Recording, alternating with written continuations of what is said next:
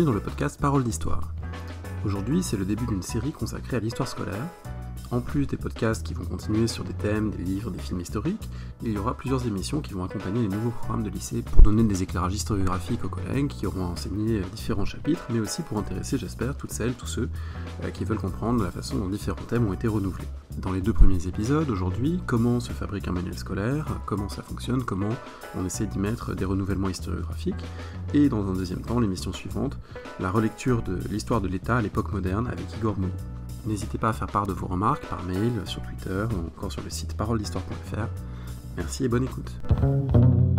Alors aujourd'hui, on fait une émission qui est née d'un travail en commun, puisque j'ai eu le plaisir de participer à l'écriture d'un manuel scolaire de seconde cette année pour Nathan, et j'ai pu mesurer de l'intérieur les contraintes, les difficultés, la façon dont ça fonctionne. Et ça m'a aussi donné envie de parler du travail qui est fait et qui est accompagné par des livres d'historiographie, puisque Emmanuelle Picard, qui est maîtresse de conférence à l'ENS de Lyon, Sébastien Cotte, qui est professeur en classe préparatoire, ont co-dirigé une série de livres qui paraissent aussi chez Nathan, qui vont accompagner ces nouveaux programmes pour les enseignants, pour pouvoir se retrouver un peu, notamment sur les thèmes qui sont nouveaux et les renouvellements historiographiques qui peuvent avoir eu lieu. Donc on fait une émission aujourd'hui qui n'est pas une émission publicitaire, même si on espère évidemment que ces manuels et ces livres vont plaire aux collègues, mais qui est une discussion pour comprendre, encore une fois, de l'intérieur, comment fonctionne un manuel, comment il se fabrique, et puis comment on peut essayer d'y faire aussi passer de l'histoire savante et des renouvellements, même si, comme on va essayer de le voir, c'est pas toujours simple. Pour en discuter, je suis donc avec Sébastien Cotte, qui est professeur en classe préparatoire, Emmanuelle Picard, maîtresse de conférence à l'ENS de Lyon, et Carole Creffrat, qui est éditrice chez Nathan, et puis on va ensemble essayer de parler un petit peu de la fabrique des manuels, et de ce projet aussi de livres d'historiographie les accompagnant. Alors ma première question, ce serait pour vous demander, Emmanuelle, comment était née l'idée de ce travail en 2012, à quoi ça a correspondu, cette volonté d'accompagner des manuels par des livres historiographiques?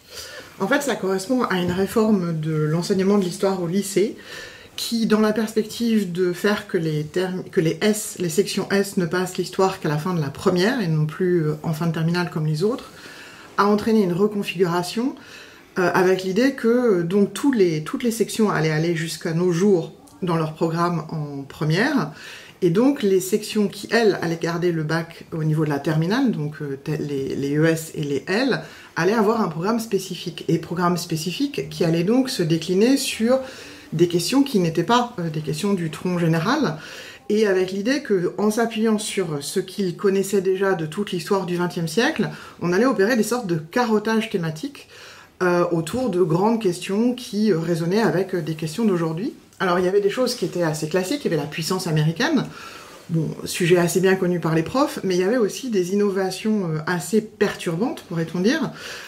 Par exemple, il y avait syndicalisme et socialisme en Allemagne depuis 1880. Qui a beaucoup marqué un certain nombre de collègues, ce programme. Très compliqué, sur lequel nous étions fort nombreux, je pense, à tous les niveaux d'enseignement, à avoir très très peu de culture. Il y avait la Chine depuis 1919.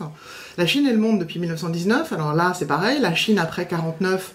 Je pense que pas mal de gens arrivent à peu près à savoir, mais alors la Chine des seigneurs de la guerre et de la guerre civile, c'est quelque chose de très très complexe. Et puis il y avait aussi une très belle question sur le Moyen-Orient depuis la guerre de 14, donc de la guerre de 14 à nos jours, et là aussi ça rompait avec la traditionnelle approche qui était depuis la fondation d'Israël jusqu'à nos jours, les grands conflits israélo-arabes. Et on se retrouvait dans une situation où on était avec des enseignants du secondaire qui n'étaient pas outillés simplement pour faire face à des questions qui nécessitaient en fait l'accès à une bibliographie complexe, pas forcément en français pour l'ensemble. Et donc on s'est dit que ça pourrait être l'occasion en fait de proposer des mises au point, à la fois en termes d'historiographie mais aussi de contenu, qui permettent d'être accessibles assez facilement aux collègues du secondaire et en trouvant un format qui soit un format raisonnable. Donc quelque chose dans lequel il n'y ait pas abondance de notes bibliographiques avec des références complexes, mais des textes assez accessibles et d'une taille limitée. Alors, à propos de notes bibliographiques, il y a une chose sur laquelle vous insistez, c'est que il est plus simple aujourd'hui, même qu'en 2012, et à plus forte raison qu'en 2000 ou en 1990, pour un collègue du lycée, d'avoir accès à des travaux scientifiques, notamment parce que l'édition électronique se multiplie, est facilitée. Dans le livre que vous co-dirigez, il y a une note bibliographique qui dit, allez voir, allez chercher, on peut trouver plus facilement l'information pointue qu'avant. C'est quelque chose à quoi vous tenez?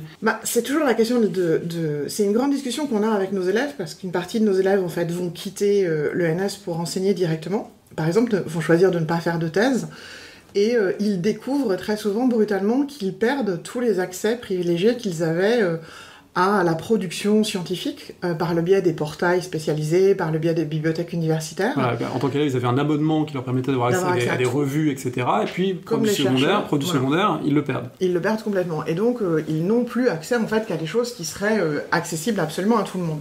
Et ce qui a changé, à mon avis, en 7 ans, c'est que la balance entre ce qui n'est accessible que de façon réservée à des gens qui ont donc ces accès à bibliothèques particuliers et ce qui est accessible à tout le monde sur Internet se fait plutôt en faveur de la deuxième partie. Alors ça se fait par le biais de ce qu'on appelle l'accès ouvert, l'open access, donc beaucoup de revues qui choisissent de mettre à disposition gratuitement les articles issus de la production scientifique, mais ça se passe aussi par le fait que, par exemple, Google, avec son opération Google Book, va numériser énormément d'ouvrages qui deviennent accessibles directement. Et donc, ce qu'on avait dit en 2012, qui était « on limite le nombre des références bibliographiques parce qu'elles sont difficilement accessibles », a été complètement transformé en 2019. Et aujourd'hui, on a vérifié la plupart des références.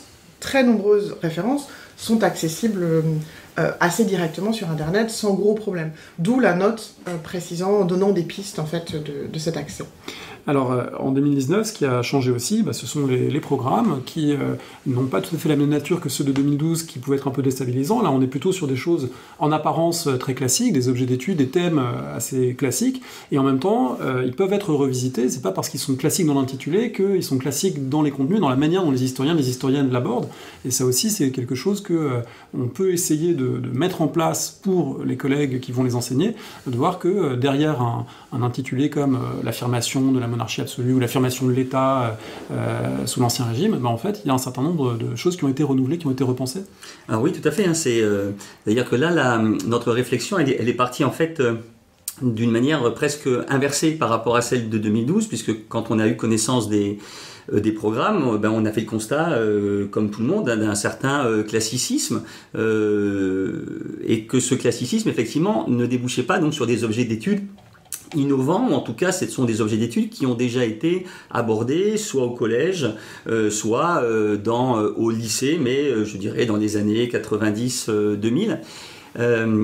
Mais du coup, la réflexion qu'on a menée, c'était effectivement de se dire que derrière ces intitulés-là, il y avait quand même des renouvellements historiographiques, que depuis une quinzaine d'années, une vingtaine d'années, ces objets que l'on peut penser relativement connus, comme la politique au XIXe siècle, comme la Renaissance, la Première Guerre mondiale, la démocratie athénienne, en fait ont été largement renouvelés et qu'il serait très intéressant pour les collègues de pouvoir disposer, là aussi, d'une mise à jour historiographique. La deuxième motivation, c'est qu'on a très rapidement pris conscience, souvent d'ailleurs par des proches, par des amis, par des auteurs de manuels, de la charge de travail, très importante, parce que pour les collègues de l'année à venir, parce qu'il y a les changements de 2 programmes en même temps,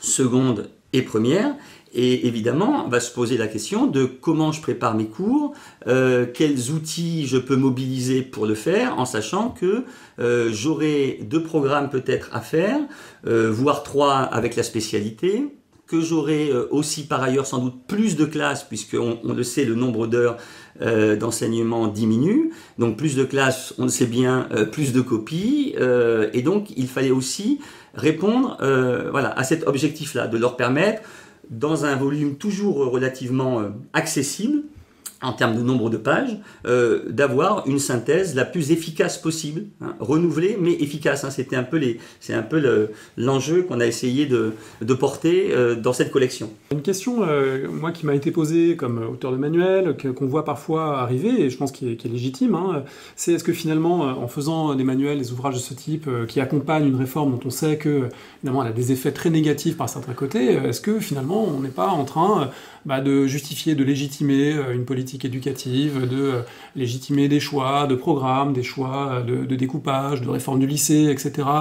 Alors comment vous vous positionnez par rapport à ce type de critique ? Alors oui, c'est une critique que l'on peut lire et que l'on peut entendre. Je pense qu'il faut bien distinguer 2 choses. C'est-à-dire il y a le domaine de l'engagement, Il y a le domaine des convictions et puis il y a le domaine professionnel, c'est-à-dire ce que nous estimons devoir faire ou ce que nous devons faire comme enseignants, comme auteurs, comme universitaires. Je prendrai un exemple qui n'est pas si récent, c'est l'exemple de Parcoursup. On a bien vu que on peut contester la logique de Parcoursup, on peut porter sur la place publique une autre manière d'envisager la poursuite d'études dans l'enseignement supérieur, y compris quand on est professeur en terminale. Est-ce à dire, par exemple, qu'un professeur principal va refuser de préparer ses étudiants à l'orientation, ne va pas assumer cette fonction de prof principal? Bon, l'immense majorité des collègues ont répondu évidemment qu'ils allaient le faire, ce qui ne veut pas dire que par ailleurs, ils ne peuvent pas porter cette parole de contestation. Et là, c'est un peu la même chose, c'est-à-dire que évidemment, on peut avoir une opinion et l'exprimer sur le contenu des programmes. On a parlé de thèmes classiques, certains l'ont jugé trop classiques, mais là on le sait bien, on est dans le domaine aussi du débat, ça n'est pas le cas de tout le monde, il y a des avis extrêmement variés, y compris d'ailleurs dans notre équipe d'auteurs, on a vraiment une grande pluralité, mais en même temps ce qu'on s'est dit aussi, c'est peut-on décemment laisser des collègues dont on sait qu'ils vont se retrouver devant des élèves en septembre prochain, sans outils, et laisser les élèves qui vont devoir se saisir de ces programmes sans outils. Alors si ensuite le débat politique, la contestation amène à un changement, nous aurons fait ce travail pour rien, tant mieux pour ceux qui portaient cette parole-là. Mais en même temps, le jour où il faudra les mettre en œuvre, s'ils doivent être mis en œuvre, les collègues et les élèves auront à leur disposition les outils adéquats. Oui, j'aurais voulu ajouter quelque chose pour moi, il y a deux choses. Il y a d'une part un vieux projet que j'avais été très heureuse de pouvoir concrétiser déjà en 2012 et de reconcrétiser ici, qui est de retrouver le moyen de faire dialoguer la recherche universitaire avec les enseignants du secondaire. Il y a une disparition, un étiolement de la formation continue, en particulier de la formation continue disciplinaire. Il y a une charge croissante, en fait, très souvent de prise en charge de projets, de conseils de classe, de réunions, etc., qui font que les collègues du secondaire ont moins le temps de pouvoir se consacrer à des recherches sur leur propre enseignement. Sachant que ça a longtemps été une des forces quand même un peu de l'écosystème de l'histoire géo en France, et ce lien quand même entre l'université et le secondaire, énormément de profs évidemment, qui ont passé des concours difficiles, qui ont une formation pointue, qui ont fait des masters, donc qui ont... voire des thèses, bien sûr, et donc qui ont ce lien initial extrêmement fort, et parfois qui dure très longtemps avec le monde de la recherche. Donc ça, c'est quelque chose qu'il faut essayer de maintenir, de défendre. Et c'est pour ça qu'il était important, à mon avis, d'être engagé dans des opérations qui sont des opérations qui permettent en fait de créer des lieux où cette rencontre est possible, à la fois pour, pousser les universitaires à réfléchir aussi sur ce que c'est que la transmission des travaux qu'ils peuvent produire, et non pas le fait de simplement s'adresser à ses pairs comme ça, on sait très très bien le faire, et puis permettre aux collègues du secondaire de bénéficier en fait de nouveautés qu'ils ne voient pas parce qu'elles mettent un certain temps, bien évidemment, à se transmettre. Et dans le cas qui nous intéresse particulièrement, là, ces programmes qui sont des programmes ultra classiques, où on voit apparaître ou réapparaître des notions qui paraissent gravées dans le marbre, la Renaissance par exemple, ou la Révolution scientifique, des choses qui sont, presque de tout temps, qui ont déjà une très grande... qu'on utilise, qu'on mobilise depuis déjà 40 ans facilement. L'idée, c'était de montrer qu'on avait vraiment les possibilités de reconsidérer ces questions, en particulier de se poser la question des ruptures, des continuités, des logiques d'accumulation, toutes ces questions-là, et en particulier aussi, dernier point qui, moi, me paraissait très intéressant, les programmes sont malgré tout très européocentrés, voire franco-centrés, en particulier sur le 19e. Or, ce qu'on voit dans l'historiographie depuis 20 ans, c'est à quel point, en fait, il n'est quasiment plus possible d'envisager aucune question simplement par le prisme national, et que toutes les questions des circulations, des influences, des stratégies et de l'histoire globale, d'une certaine façon, doivent être réintroduites. Et donc, c'était aussi l'occasion d'attirer l'attention des collègues du secondaire sur le fait que le programme est, à mon sens, mal ficelé, mais qu'en l'occurrence, il y a les moyens de lui donner en fait une dimension beaucoup plus réflexive et beaucoup plus intéressante. Les moyens, sachant que, évidemment, on parle toujours en ayant conscience du fait que ces moyens, eh bien, tout le monde ne les a pas parce que tout le monde n'a pas forcément de temps, tout le monde a des contraintes et les contraintes horaires sont réelles, donc le travail qu'on imagine possible d'appropriation de chacun, de chaque chapitre et de chaque thème de façon très personnelle, très pointue, dans un premier temps en tout cas, ça paraît peu réaliste. Oui, d'autant plus que ça a été bien montré, hein, c'est-à-dire que en plus en France on n'a pas cette tradition qui peut exister en Angleterre ou aux États-Unis d'universitaires qui vont faire de grandes synthèses accessibles au grand public. Ça a été dit récemment dans une émission par Geneviève Bureur-Thierry, et c'est vrai que ça fait aussi partie. On a une édition en sciences sociales qui est très riche. C'est très bien parce qu'elle permet d'éditer des thèses, elle permet d'éditer des travaux de recherche, je dirais, assez pointus, mais qui effectivement sont foisonnants et qui rendent difficile pour quelqu'un qui n'est pas en prise directe avec cette recherche, la saisie de l'ensemble de ces objets. Et au même moment, et c'est ce que tu soulignais André, avec un rapport entre l'enseignement secondaire et l'enseignement supérieur qui s'est transformé. Geneviève Bureur-Thierry expliquait bien que dans les années 80 jusqu'au début des années 90, il n'y avait pas de poste d'assistant. Et que donc elle, lorsqu'elle a passé le concours, elle allait en lycée pendant quelques années pour finir sa thèse.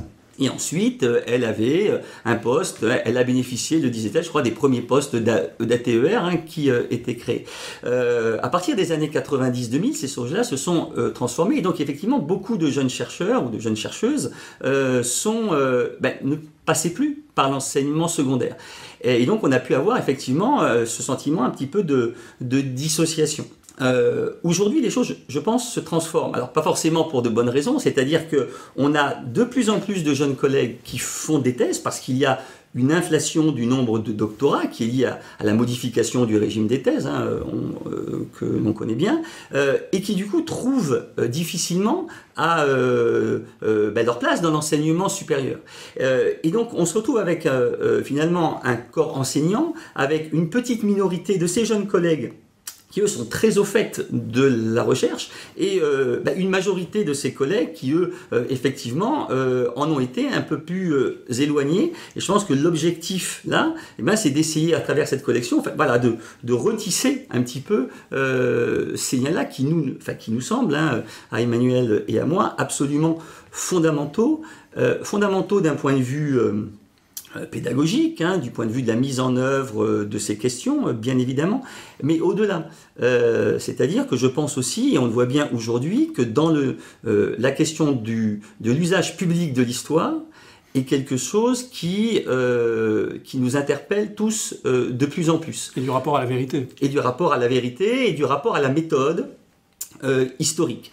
Et on voit monter très clairement depuis les années 2000. Je pense que les premiers jalons, ça doit être la loi de 2005 sur la colonisation, puis la campagne électorale de Nicolas Sarkozy et les usages publics de l'histoire qui ont pu en être faits. Et je crois que ça a réveillé aussi un petit peu une communauté historienne, et notamment de l'enseignement supérieur, qui avait un peu déserté ce terrain du débat public sur l'histoire, et donc de la nécessité aussi de rappeler l'importance de la recherche, de la quête de vérité, même si on sait qu'elle sera toujours imparfaite. Et je pense que l'histoire scolaire est un des lieux, est un des lieux aussi de ce combat, pour défendre la méthode historique et le souci, dans le débat public, de la vérité. Et les professeurs, les collègues, sont en première ligne.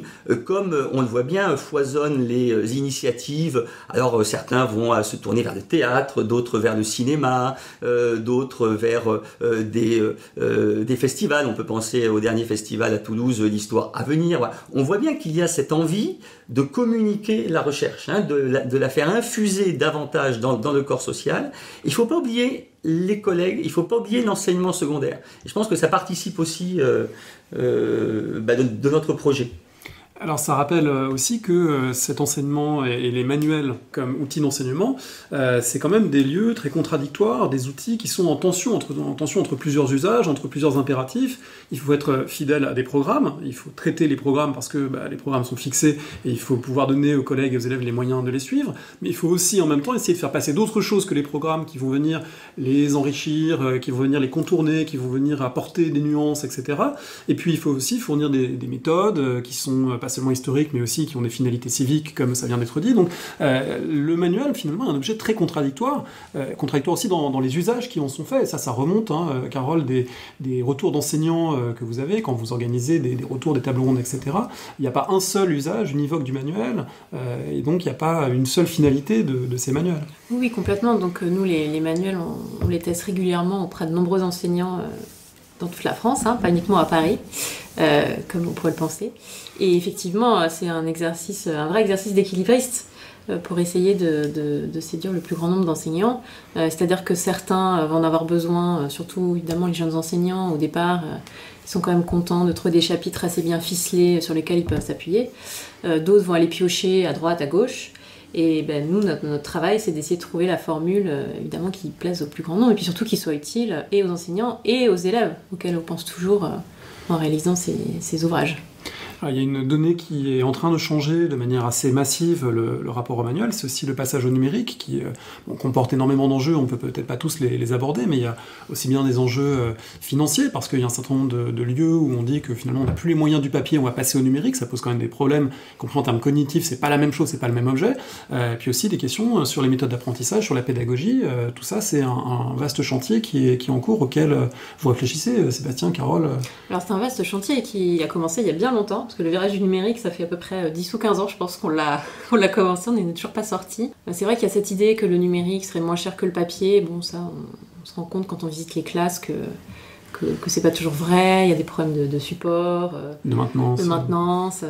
Voilà, quand un prof dit à ses élèves prenez le document 3 pages 25, quand c'est sur un ouvrage, ça prend 4 secondes. Quand c'est en numérique, ça peut prendre 10 minutes. Mais nous...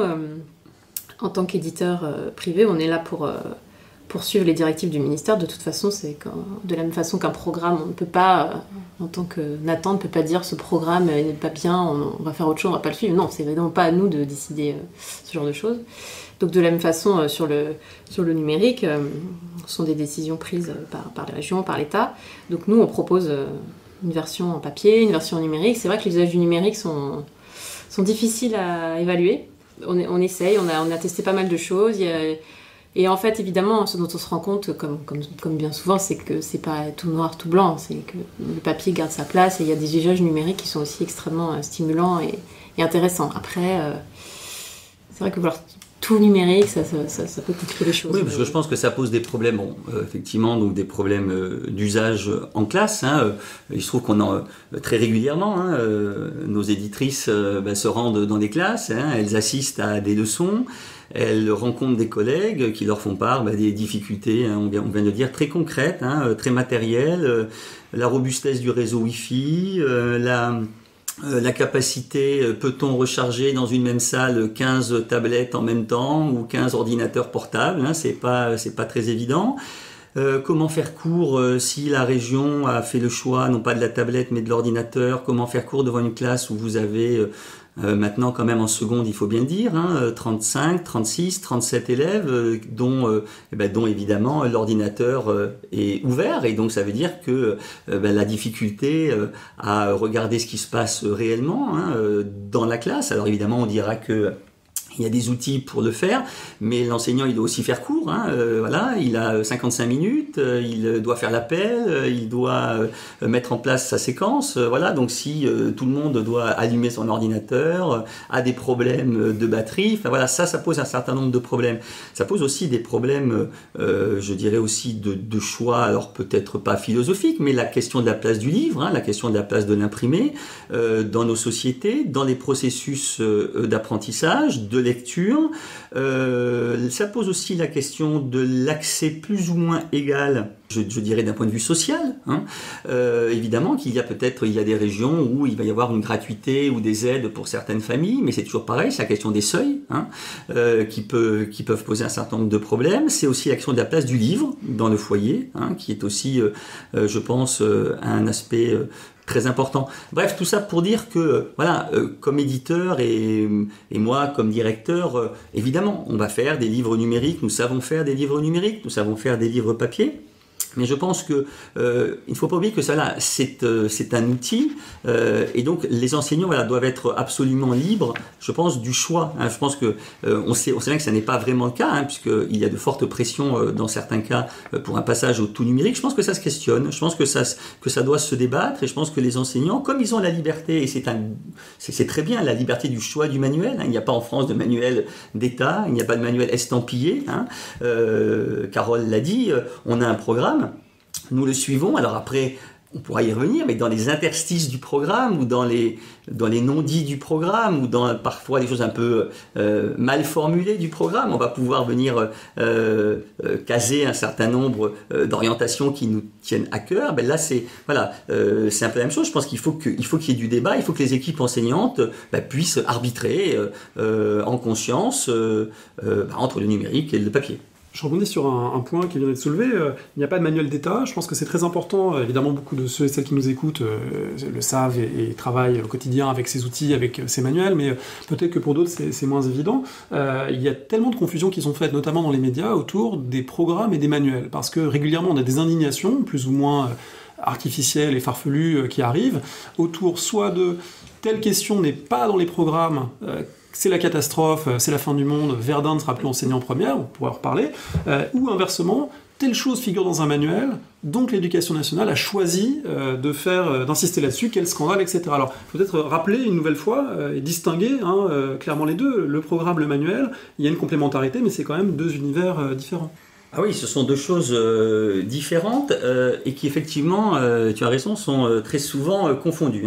On va dire, ça n'est pas dans les manuels scolaires. Les manuels scolaires ne disent plus ceci, ne disent plus cela.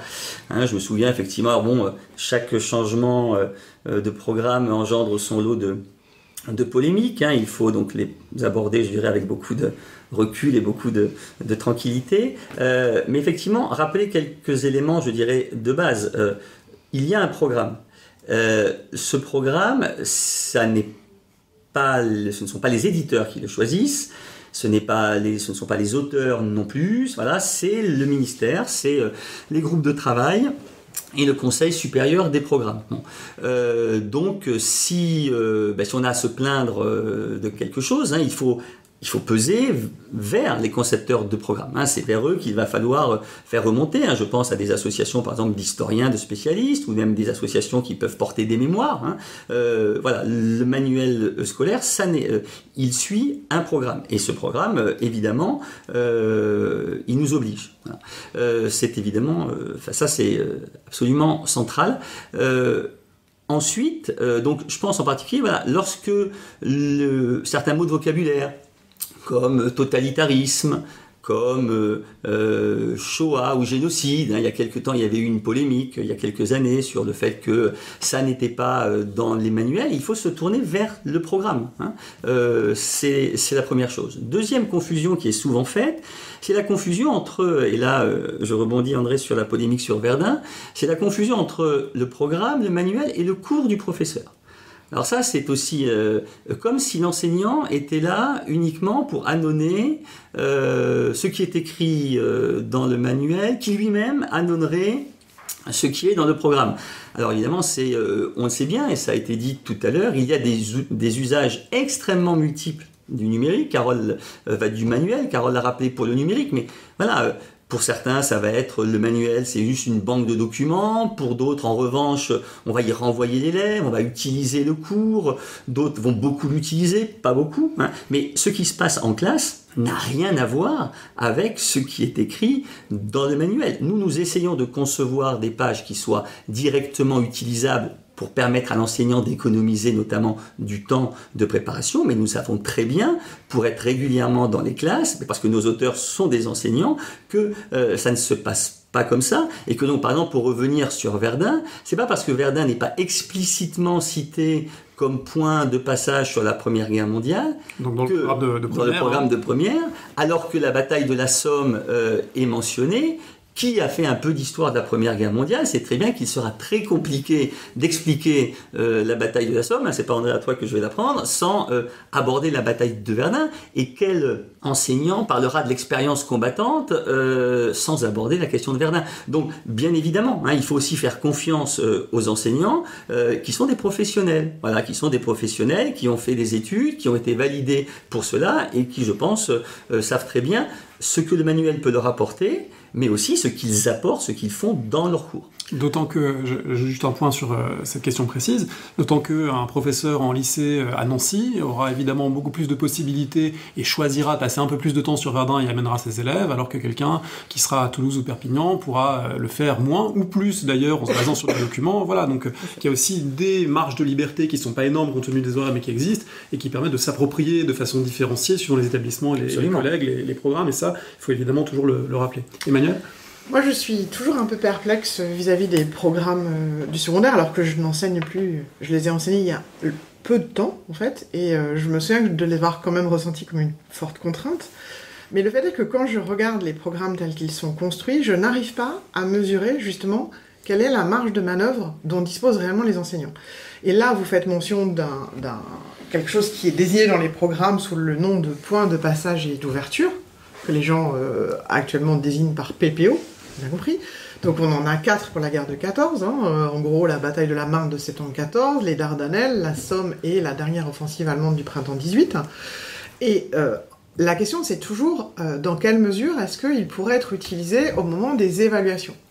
Puisque avec le bac, dans la nouvelle formule, on va avoir un bac qui va se passer sur des épreuves, sur plusieurs épreuves en fait cumulées entre la première et la terminale.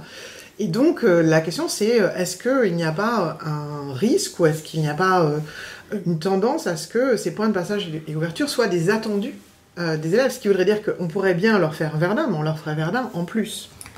Alors, ce qu'il y a, c'est que pour l'instant, on ne connaît pas les épreuves du bac, ou en tout cas, on n'a eu aucun sujet, aucun exemple de sujet, la banque de sujet n'est pas constituée.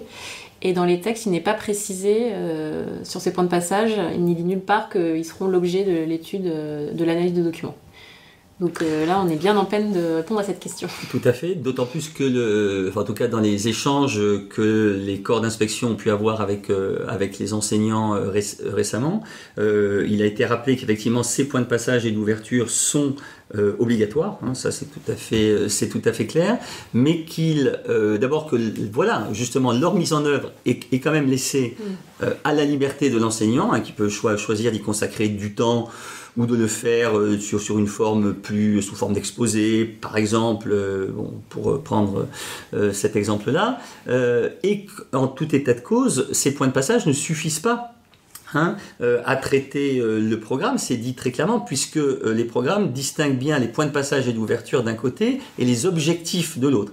Et en fait, c'est dans cette espèce de mixte entre les objectifs et les points de passage que devra se situer le cours de l'enseignant.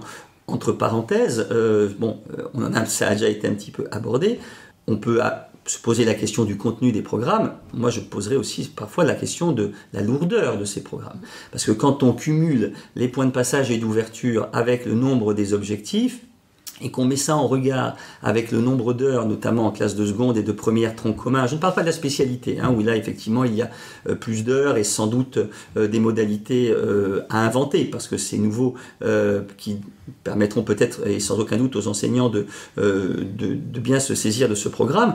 Moi je trouve quand même que sur cette question de la seconde et de la première, va se poser la question de comment c'est faisable, comment est-ce que ça va être fait, et je crois que cette question là, c'est une question qui est récurrente, on se la pose à chaque réforme, et là, je pense qu'elle va de nouveau se poser. Ce qui fait que quand on fabrique un manuel, on sait très bien qu'il y a une bonne part de ce qui est fait et proposé qui ne sera pas vu et fait en classe, évidemment, parce qu'il y a pléthore de documents et que, évidemment, les enseignants vont piocher, vont picorer dedans parce qu'ils ne pourront absolument pas tout exploiter. Bien sûr, mais c'est vraiment l'idée. De toute façon, quand on fabrique un manuel, nous, on propose beaucoup de documents, sachant qu'en plus, les manuels ne sont quand même pas changés tous les 2-3 ans. Un enseignant, quand il choisit un manuel, parfois il en a pour 5 ans, 6 ans, voire 10 ans, puisque là, souvent, ils n'ont pas été changés depuis 2010. Donc, on propose du choix. Il est évidemment impossible en une année de traiter l'ensemble du manuel, mais c'est pas l'objectif. Oui, l'objectif, là, encore une fois, c'est le manuel ne peut pas être, il est évident que le manuel n'est pas de cours. C'est-à-dire que si, effectivement, le professeur voulait utiliser toutes les doubles pages que nous proposons, les unes après les autres, dans l'ordre dans lequel nous la proposons, il ne tient absolument pas le temps horaire qui lui est alloué, et d'ailleurs, personne ne le fait. Donc c'est vraiment, effectivement, essayer de leur offrir du choix. Et pour revenir à l'historiographie aussi, d'être capable de leur offrir parfois des petites ouvertures, des petites fenêtres vers lesquelles ils vont pouvoir sortir un petit peu justement de quelque chose de relativement classique pour essayer d'aller attirer les élèves, de les accrocher par d'autres objets. Mais en aucune manière nous concevons que le livre doive être fait de la page d'ouverture jusqu'à la page révision en 3 heures semaine pour un chapitre ou en 5-6 heures je crois pour certains chapitres comme c'est préconisé. Alors en parlant d'historiographie, on va y venir. Je pense qu'il y a peut-être un point important dont on pourrait discuter, c'est la place que ça peut avoir dans un cours. Parce qu'il me semble qu'il y a plusieurs visions qui peuvent s'opposer sur cette question. Il y a des gens qui, je pense, considèrent qu'un cours de collège, un cours de lycée, c'est avant tout fait pour donner du contenu, pour donner des choses stables, fixes, déjà là. Et puis, un certain nombre de collègues, sans doute, qui défendraient l'idée qu'après tout, on peut faire passer de l'historiographie, qu'on peut faire passer du questionnement, y compris de manière très allégée, bien sûr, pas sous forme de thèse avec des notes de bas de page pour des élèves de seconde, mais que la démarche historiographique, en fait, ça peut intéresser. Et moi, lorsque j'enseignais au lycée, je me rendais régulièrement compte que le cours le plus intéressant, c'est pas forcément celui où il y a le plus de narration, c'est pas forcément celui où il y a le plus de sang et de larmes, même si ça peut toujours plaire.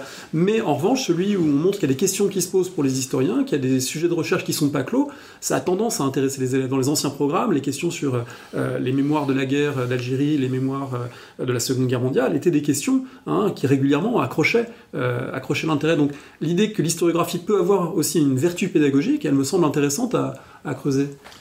Ça consiste à considérer que l'histoire n'est pas un socle de savoir, n'est pas uniquement un socle de savoir sur lequel on construirait le citoyen de demain, mais sur lequel on construit quelqu'un qui va réfléchir, qui va avoir des outils d'analyse, des outils de critique, puisque le travail principal de l'historien, c'est de considérer une source, c'est-à-dire une trace, et d'essayer de comprendre dans quelles conditions elle a été produite, pour quel usage, et d'expliquer en fait la place, enfin les informations qu'elle livre, et de les recontextualiser, et donc de comprendre ce qui se passe à ce moment-là.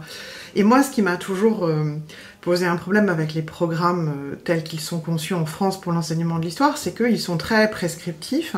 Et ils sont non seulement très prescriptifs, mais on l'a déjà dit, avec une très lourde charge horaire en fait. C'est-à-dire qu'il y a beaucoup de contenus qui sont censés être administrés en peu de temps, et donc qui poussent forcément à une histoire narrative, et plutôt une histoire où on accumulerait des dates et des notions qui construiraient le socle sur lequel le socle sur lequel serait fondée la citoyenneté, puisque l'histoire est traditionnellement, dans le système scolaire français, l'outil qui a été utilisé en particulier à partir de la Troisième République pour créer un collectif, une collectivité nationale, et donc elle a une fonction civique davantage qu'une fonction scientifique. À la différence de la réflexion qui s'est faite sur l'enseignement des SVT ou de la physique depuis une trentaine d'années, où on axe beaucoup sur la question de l'expérience, des stratégies pour créer des hypothèses, pour y répondre. Enfin, il y a toute la démarche scientifique, voilà le terme que je cherchais, donc où tout est axé autour de la démarche scientifique, et en fait le corpus des savoirs mobilisés ne vient qu'après. Là, on se retrouve dans la situation exactement inverse, c'est-à-dire qu'on n'a pas d'espace, en fait, pour pouvoir réfléchir à la production de l'histoire, donc à l'historiographie, donc au débat, donc aux usages, mais aussi à la façon dont on peut aller plus loin dans la question de qu'est-ce qu'une trace, qu'est-ce qu'elle raconte, et quelles sont les connaissances et les outils nécessaires pour être capable de l'appréhender. Et je suis frappée sur ce programme-là, il y aurait plein de choses à faire, évidemment, c'est-à-dire que c'est un programme sur lequel il y a en plus énormément de sources disponibles, le programme de première bien sûr, mais même sur le programme de seconde, et je ne vois absolument pas à quel moment il serait possible ou envisageable de renverser la perspective, de partir des sources et de l'historiographie pour aboutir à quelque chose qui ressemble à ce que le programme demande, puisque quand je regarde le programme, je vois qu'il y a des séquences, il y a 11 heures en fait consacrées à un chapitre immense, sur lequel on est censé brasser un nombre d'événements considérables, et donc il est tout à fait inenvisageable de pouvoir rentrer finement dans des processus de déconstruction de l'activité historique. Alors ça renvoie aussi à quelque chose qui est une tension dans la manière dont se fait l'histoire, puisque l'histoire, quand on enseigne des faits, on enseigne des noms, des dates, on n'enseigne pas que ça évidemment, mais il y a un socle d'enseignement malgré tout qui fait partie de la démarche scolaire, qui est de transmettre des noms, de transmettre des dates. Je pense par exemple au chapitre de seconde sur l'histoire des sciences. Eh bien, il faut malgré tout que les élèves de seconde sachent qui étaient Galilée et Newton. Et il faut aussi qu'ils soient capables de questionner éventuellement la notion de révolution scientifique, mais l'un ne peut pas aller sans l'autre. Et l'une des difficultés, c'est que la démarche historiographique, c'est une démarche qui part du questionnement, qui part du doute, qui part de la nuance, de l'apport de nuance, et c'est très compliqué de venir nuancer quelque chose qui ne serait pas déjà là, ou qui serait là que sous forme d'idées déjà existantes. En tout cas, ça paraît, dans la manière dont l'enseignement de l'histoire fonctionne, ça paraît compliqué de l'envisager en renversant complètement la perspective. Est-ce que c'est pas à la limite plus simple pour les sciences comme la physique et la chimie, de partir de l'expérience que pour l'histoire? Après, c'est toujours la question de quelle est la somme, la quantité de choses que les gens doivent savoir. D'autant plus, c'est une question qui est d'autant plus cruciale qu'en fait, ils ont accès à un ensemble d'informations extrêmement important par le biais d'Internet. Et en particulier, on le voit avec nos élèves, étudiants et nos enfants, ils ont une consommation absolument frénétique d'informations de toute nature, entre autres par le biais des youtubeurs, par exemple, qui jouent un rôle très très important dans la formation de leur culture. Et j'aurais tendance à dire que dans un contexte comme celui-là, il me paraît encore plus fondamental et crucial qu'on les forme à la compréhension des mécanismes, à des compétences en termes d'analyse et de critique, qui me semble être absolument fondamentale pour être capable de comprendre ces informations. Parce que c'est très bien de savoir qui est Newton et Galilée, au sens d'être capable de dire Newton a vu tomber la pomme et Galilée a été condamné pour avoir dit que pourtant elle tourne. Mais en fait, si ce sont des savoirs qui sont complètement isolés, qui sont décontextualisés et qui ne sont pas replacés dans la question de qu'est-ce que veut dire en fait justement une révolution scientifique, une remise en cause, une critique de ce qui précède, ils n'ont en fait aucune valeur et aucune utilité, même pour le citoyen qu'on pourrait former. Juste à la décharge des concepteurs de programme, quand même, il faut aussi dire qu'à chaque fois qu'il y a eu des tentatives d'allègement de programme, il y a une espèce de... Enfin, les médias s'emballent pour l'histoire, alors qu'en physique, ils sont plutôt tranquilles. On a rarement le JT de TF1 qui s'ouvre sur un scandale sur les nouveaux programmes de physique. Alors qu'étonnamment, en histoire, à chaque fois, je sais qu'au collège, pour la réforme du collège, il y avait une première version des projets de programme qui était quand même beaucoup plus allégée. Et alors, ça a été levé de bouclier sur comment les enfants ne verront pas les lumières. Oui, parce donc c'est quand même une question... Il y a aussi ce phénomène, Truffaut disait, en France, tout homme a deux métiers, le sien est critique de cinéma, et on pourrait ajouter un troisième, professeur d'histoire ou expert en programme scolaire, parce que chacun a un avis sur l'histoire qui doit s'enseigner, ce qui est moins le cas effectivement pour les mathématiques sans doute. Ou pour la géographie par exemple. Et pour la géographie, tout à fait. Effectivement. Et alors, pour revenir effectivement sur ces rapports entre historiographie et manuel et programme et mise en œuvre, c'est vrai que, en tout cas, moi je suis convaincu que le manuel élève n'est pas le lieu de la controverse. Hein, c'est pas le lieu de la controverse historiographique. Parce qu'on le sait bien, pour saisir une controverse historiographique, il faut déjà quand même un certain corpus de connaissances. Or, nous avons affaire à des élèves de seconde, de première et de terminale qui ne les ont pas. C'est pour ça que je distingue bien et qu'avec Emmanuel, on a souhaité faire un ouvrage donc à destination des professeurs pour les enjeux historiographiques, de manière à ce qu'effectivement, eux soient bien informés et sensibilisés à cette question-là, de manière à ce qu'ensuite, éventuellement, et alors effectivement, dans les interstices qui leur seront laissés, et je suis bien d'accord qu'ils s'annoncent étroits, ils puissent effectivement réutiliser cela pour, si ce n'est faire de la controverse, au moins, et on essaye aussi, là en revanche, dans le manuel élève, on a construit des pages comme ça, pour les sensibiliser à la démarche historique. C'est-à-dire ça, effectivement, et cette démarche historique qui est celle du questionnement, qui est celle de la confrontation, d'une démarche scientifique, même si l'histoire, on peut en parler savamment, et pendant très longtemps, est-elle une science ou est-elle une démarche scientifique, hein, et ça, je pense qu'en revanche, ça, on peut proposer dans nos ouvrages pour les élèves des pages qui vont les amener vers ces notions de traces, qui vont les amener vers cette notion de source, d'archives, et parfois aussi en proposant, par exemple, on propose des doubles pages sur l'histoire environnementale, on peut proposer des doubles pages sur l'histoire du genre, sur l'histoire connectée, voilà, de manière à susciter là la possibilité pour l'enseignant qui par ailleurs s'est formé ou a lu en toute hypothèse nos livres historiographiques, d'ensuite d'utiliser ces pages pour faire passer ces choses-là, et surtout effectivement, et là je partage tout à fait ce que dit Emmanuel, surtout aujourd'hui, où un des enjeux vraiment civiques fondamentaux de l'histoire, c'est véritablement de savoir trier le vrai du faux, et de savoir développer un esprit critique, et je pense que là, la démarche historique est pour ça absolument irremplaçable.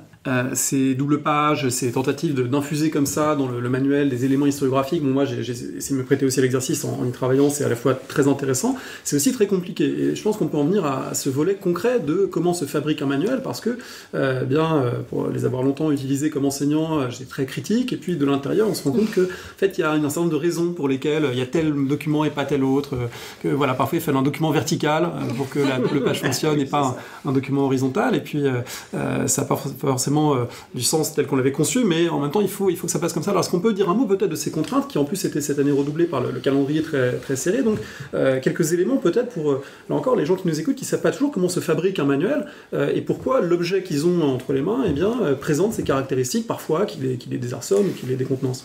Alors le calendrier serré, tu as raison, je pense que cette année, je pense que ça a été quelque chose, on l'a vécu et pour le manuel élève et pour les livres historiographiques, ça a été quelque chose de tout à fait inédit dans le laps de temps qui nous a été laissé entre le moment où nous avons eu les programmes officiels et le moment où les ouvrages doivent être dans les salles de classe pour que les collègues puissent évidemment s'en saisir, les comparer et faire leur choix.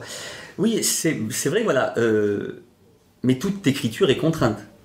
Je pense que quand on écrit un article scientifique, on a un certain nombre de signes.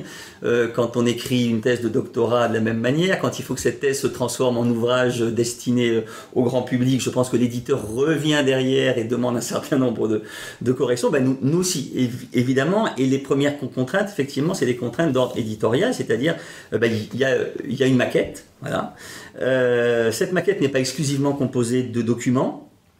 La taille d'une page n'est pas extensible, voilà, même si on peut jouer parfois sur des formats de manuels, mais enfin bon, etc. Je rappelle aussi qu'il y a des exigences de parents d'élèves, il faut que les manuels ne soient pas trop encombrants, qu'ils ne soient pas trop lourds, bref, il y a toutes ces choses-là à prendre en considération, donc on ne peut pas faire non plus des manuels de 600 pages, 700 pages, voilà. Donc il y a ces contraintes-là, donc effectivement dans une double page, on peut caser un certain nombre de documents, souvent entre 4 et 5 quand on a une double page de documents, mais si l'auteur fait le choix d'en mettre un très grand ou un texte très long, évidemment il y en aura un qui sera très court, ça, voilà. Donc ça c'est une contrainte évidemment forte parce que il faut que ça tienne dans la maquette. Deuxième chose, effectivement, il y a une contrainte qui est celle, je dirais, de la variété du type de document. Maintenant, le grand virage, je parle sous ton contrôle manuel, mais c'est les années 80 où le document arrive véritablement comme un essentiel de l'enseignement de l'histoire scolaire, mais il faut faire varier ces types de documents. D'ailleurs, parfois on a des remarques de collègues qui sont, certains soit nostalgiques, soit imagineraient des manuels qui ne soient que recueil de textes, que recueil de sources. C'est plus réaliste. Non, et d'ailleurs ce qui est amusant, c'est qu'on a déjà testé ça auprès d'enseignants. On s'est dit, bon, on va les écouter, on va faire quelque chose comme ça, que des documents sans questions. Et en fait, une fois que les enseignants le voient, ils nous disent, ah oui, mais alors il n'y a plus du tout de questions. C'est les questions, la façon de construire un chapitre. Derrière, on comprend où l'auteur a voulu en venir, et de donner des documents comme ça, sans lien, sans... Voilà, faire toute la cohérence. Un manuel de lycée peut pas être un cahier de TV. C'est pas les mêmes usages et c'est pas le même fonctionnement. C'est pas du tout les mêmes usages. Et puis il y a autant, enfin il y a peut-être pas autant de professeurs qu'il y a de manières d'enseigner l'histoire. Enfin quand même, il y a une très grande variété. Tous les professeurs ne sont pas outillés scientifiquement de la même manière, n'ont pas les mêmes types d'élèves non plus. Il faut savoir faire varier sa pédagogie en fonction, maintenant de plus en plus, c'est une exigence parfois très difficile à mettre en œuvre avec des classes très chargées, mais il faut faire varier sa pédagogie. Bref, notre manuel doit aussi être capable de proposer cette variété-là. Variété dans les objets d'étude, c'est-à-dire il faut des documents de nature variée, il faut des textes compliqués, des textes plus simples, il faut de l'iconographie, mais une iconographie qui soit lisible. On pourrait mettre 5 ou 6 images sur une double page. Simplement, il vous faudrait une loupe pour aller voir ce qui se passe. Bon. Ensuite, il faut effectivement des questionnements, essayer de faire varier ces questionnements en fonction du niveau des élèves, et ça prend évidemment un petit peu de place. Il faut des cours, parce que évidemment, là aussi, certains collègues vous diront, mais moi je n'ai pas besoin des cours. C'est sans doute vrai pour eux, et dire ça se respecte complètement, mais ça ne sera pas vrai pour le collègue d'à côté, ça ne sera pas vrai pour le lycée d'à côté. Et donc à ce moment-là, il faut aussi pouvoir répondre à ce besoin-là. Donc c'est vrai que là, voilà, c'est un ensemble de contraintes, et c'est vrai que tu le sais bien, la première chose qu'on donne à un auteur, après avoir quand même débattu collectivement, parce que ça aussi je veux bien le dire, c'est pas moi, directeur de collection, avec Carole comme éditrice, grand timonier, voilà, c'est ça, qui décidons, on a un débat quand même qui est très collectif sur justement sur les types de documents, sur les types de double pages, les intitulés de ces doubles pages, sur le chapitrage d'ensemble. Et puis après, la deuxième chose, c'est ce qu'on appelle le cahier des charges. Et le cahier des charges, évidemment, il est ces contraintes que l'on essaye de mettre en musique pour aboutir à l'objet manuel. Mais je pense, je le redis, je ne connais pas de processus d'écriture qui ne soit pas assorti de contraintes. En fait, c'est vraiment, ce qu'il faut retenir, c'est que c'est vraiment un travail d'équilibriste, comme j'ai dit tout à l'heure, et puis un outil au service d'enseignants qui sont très divers. Donc il y a autant de façons de l'utiliser que d'enseignants. Et par ailleurs, il faut savoir que c'est quand même un travail de longue haleine. Alors je ne parlerai pas de cette année qui était un peu particulière, et heureusement on avait des équipes aguerries et de nouveaux auteurs de talent. Mais en année plus classique, on commence à réfléchir au printemps de l'année précédente. Et chaque auteur a tout l'été pour écrire souvent un chapitre. Donc pour vraiment creuser la question, trouver les bons documents, aller chercher plus loin que les premiers résultats qu'on peut trouver de nouveaux documents quand on se rend compte que les droits ne sont pas accessibles. Exactement. Parce qu'il y a des éditeurs qui ne veulent pas donner les droits de traduction, parce qu'il y a des images qui sont compliquées d'accès, etc. Ils ne les ont pas obtenues, aller retourner aux sources, etc. Et ensuite on passe tout l'automne à retravailler le texte, donc avec les éditeurs, avec Sébastien. Et ensuite, tout le printemps, à vraiment le mettre en page. Donc c'est un travail qui prend du temps, et il est bien évident que chaque enseignant dans sa classe ne peut pas faire la même chose sur 11 chapitres. Alors ces réactions d'enseignants, on les a aussi recueillies en partie, puisque moi j'avais posé la question, est-ce que vous avez des questions à poser ?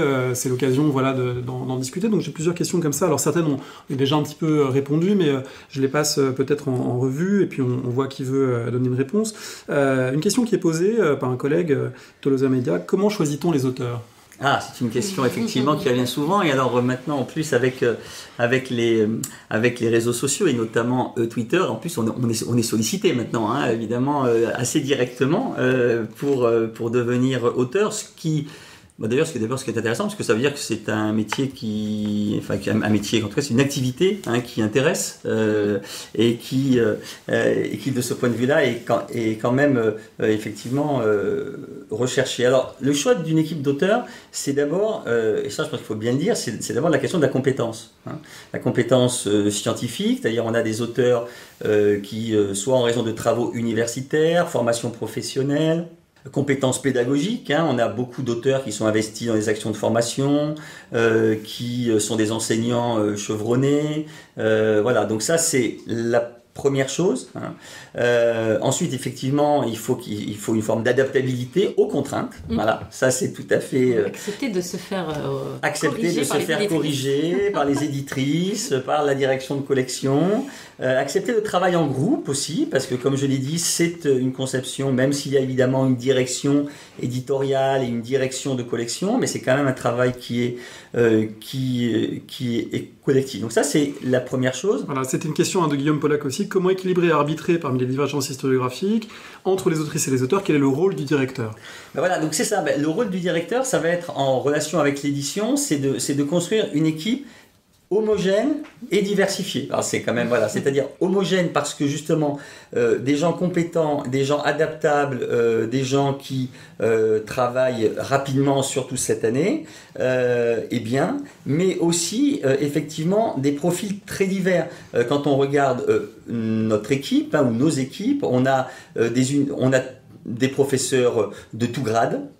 On a des professeurs de collège et de lycée, on a des professeurs de classe préparatoire, on a des professeurs à l'université, on a du corps d'inspection. Voilà. Ensuite, la diversité, c'est aussi la diversité des engagements, on en parlait tout à l'heure. On a des collègues qui sont engagés dans différentes associations disciplinaires, et c'est très bien, et on échange, et on confronte des points de vue, et c'est effectivement là c'est à moi après de veiller à la cohérence de l'ensemble, et c'est in fine c'est moi qui tranche si on n'arrive pas dans le consensus, mais enfin en règle générale on y parvient à dégager un chapitrage par exemple. Après, incontestablement, alors maintenant dans le choix très concret, parce que je pense que c'était ça aussi la question du collègue, bon évidemment il y a de l'interconnaissance, on va pas se le cacher, ce sont des collègues, ce sont des collègues de collègues, ce sont des auteurs qui amènent des collègues, ce sont des gens qu'on a pu rencontrer à l'occasion de jurys de concours, par exemple, ne pas non plus négliger le dépôt de candidature spontanée chez l'éditeur.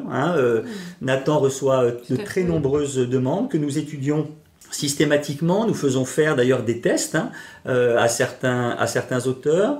Les tables rondes aussi, Nathan organise de très nombreuses tables rondes avec des enseignants pour leur faire tester les manuels, tester surtout les projets. Donc ça, c'est avant de le faire, mais on a aussi des tests après. Une fois que le livre est fait, évidemment, on va le faire repasser aussi devant des enseignants.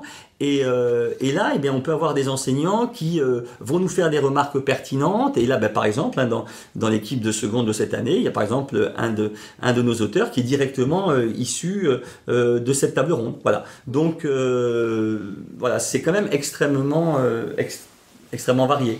J'ai une question qui est très précise. Qu'en est-il de la prise en compte des troubles 10 dans l'élaboration des manuels? Alors là, ça pour le coup, c'est l'avantage du numérique. C'est que sur le manuel papier, c'est très, très, très difficile parce qu'en plus, il y a autant de troubles 10 que d'élèves 10 quasiment. Dyslexie, dyspraxie, dysorthographie, etc. C'est vraiment très compliqué. En revanche, en numérique, là, on propose tous nos textes, tous nos cours sont imprimables en version 10, donc c'est-à-dire dans un corps et surtout en interlignage, c'est ça qui est important, adapté aux élèves 10, et les enseignants et les parents peuvent s'en emparer pour également changer la police et vraiment l'adapter à leurs élèves, parce justement en table ronde on a des enseignants qui nous disaient mais nous on passe un temps infini à retaper les textes pour qu'ensuite chaque élève sur Word mette la bonne police. Donc là plutôt que de faire croire à une fausse accessibilité en écrivant 3-4 textes dans une vague police 10 sur le manuel, on a préféré laisser la possibilité à chacun d'adapter ça. Donc tous les textes sont disponibles dans cette version. Le même collègue, Loïc Box, demande est-ce que certaines situations d'apprentissage sont testées parmi celles proposées dans les manuels? Par définition, puisque Qui sont les auteurs? Ce sont des collègues, hein, ce sont essentiellement des collègues, je l'ai dit, de tout niveau.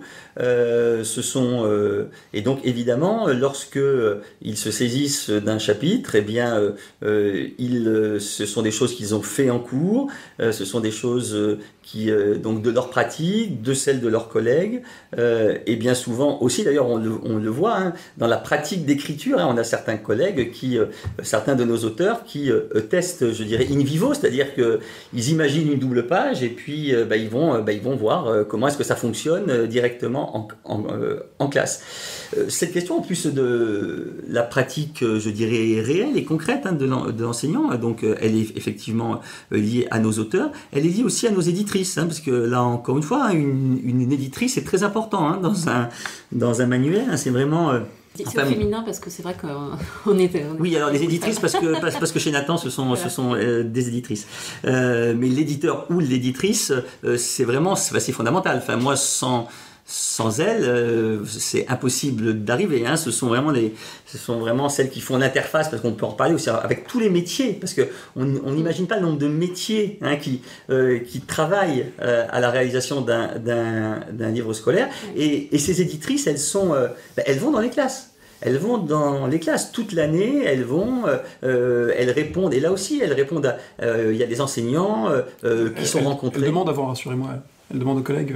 Ah oui, non, on ne s'incruste pas comme ça.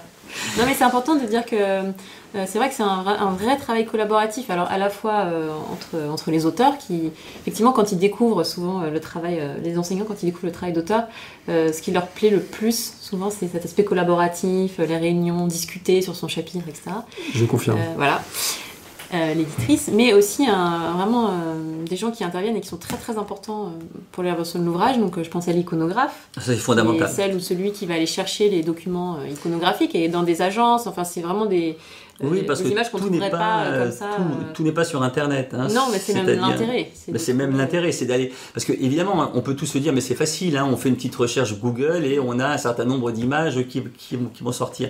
C'est un peu plus compliqué que ça. D'abord parce qu'il faut avoir des droits de ces images, ou alors sinon on tombe dans des banques d'images que tout le monde connaît et où effectivement tout le monde peut aller récupérer les images.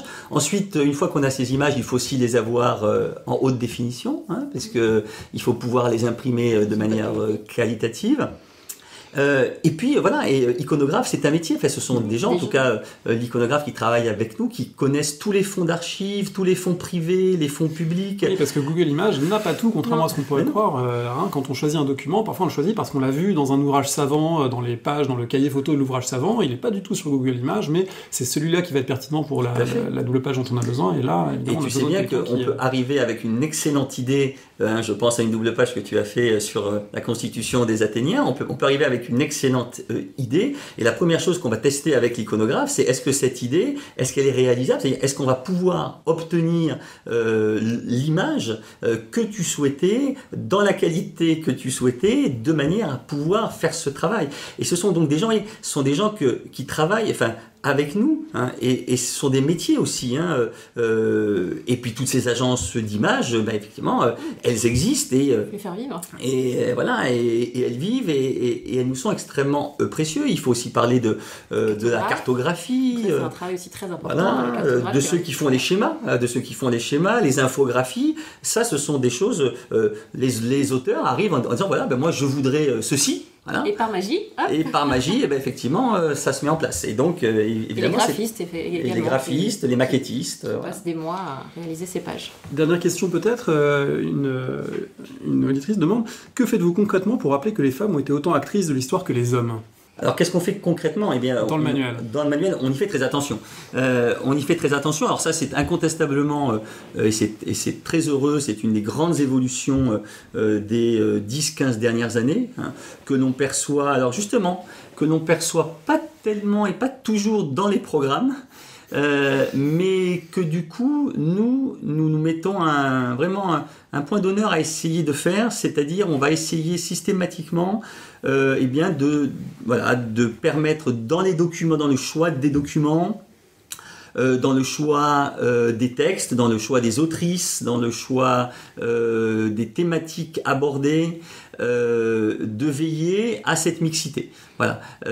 Et ça, c'est effectif. Et ça nécessite, parce qu'on le sait bien, nous avons des biais de la documentation. On sait bien, et ça a été bien mis en valeur, hein, que si on ne fait pas attention, si notamment pour les époques les plus anciennes, si on n'est pas extrêmement attentif, on va avoir mécaniquement, en termes de sources, en termes de documents iconographiques, en termes d'auteurs, eh bien on va avoir une surreprésentation masculine, et donc ça implique d'y penser. Voilà, ça implique d'y penser, mais de la même manière d'ailleurs aussi que nous essayons de penser aux départements et territoires d'outre-mer, voilà, parce que eux aussi, ils sont dans l'enseignement secondaire, ils ont aussi des élèves, et les programmes, là aussi, ils ne sont pas toujours suffisamment attentifs, et donc c'est à nous, là, d'aller trouver la double page, trouver le document qui permettra, quand même, voilà, de l'ancrer dans cette réalité-là. Voilà, ça c'est le travail, justement. C'est ce collectif qui permet ça. Parce que si tout le monde est vigilant,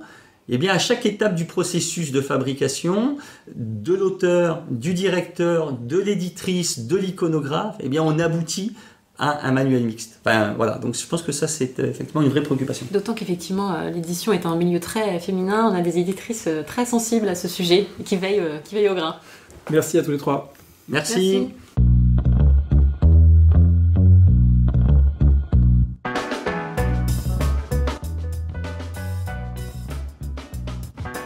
Merci de nous avoir écoutés. Vous pouvez réagir, commenter l'émission en ligne sur le site parolehistoire.fr, également sur Twitter, @parolelist.